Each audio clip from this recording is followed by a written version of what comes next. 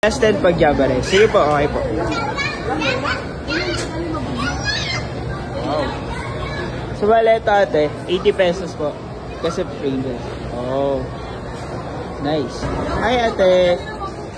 Ano po yung mga bestseller po ninyo dito? Garlic chicken. Garlic chicken po. Oh. Pagkano po yung per order sa inyo ate? Only 70. 1 meat, 1 gulay. Oh.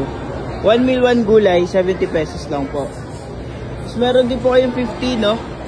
Isang ulam po pagka 50. Rice na. Oh. Itong mga Korean fried chicken. 100, may kasama na kami.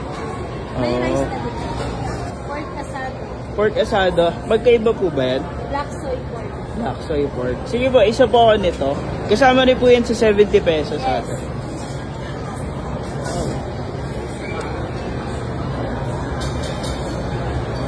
Nice.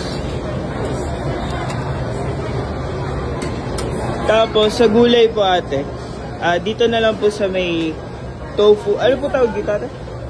Oyster tofu. Oyster tofu.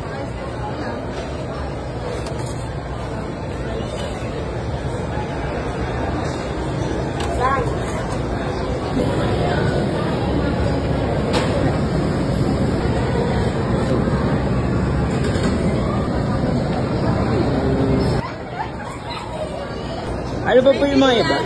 Bata. Kahit beef po, nasa 70 pesos din po. Oh. Ate? Curry, machado chicken. Oh. Pork starter. Tapos sa mga gulay, ano po yung mga available ninyo ate? Chop suey lang. Isang gulay. Tapos meron din kalabasa. So ate, isa nga pong beef curry.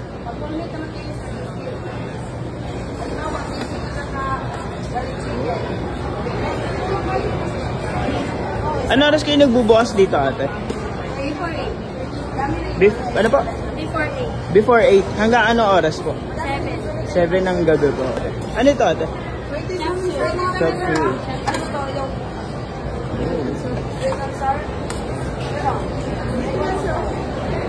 Plain Nice. rice lang.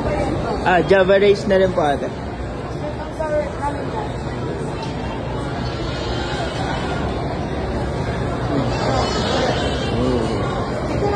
Ito, for only 70 pesos. Pero dahil nag-fried rice kami, 80 pesos siya.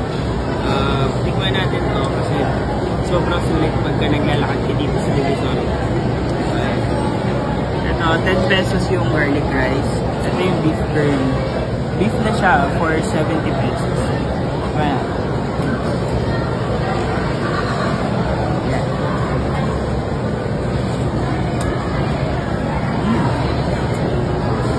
Ito sulit. Meron na siyang gulay.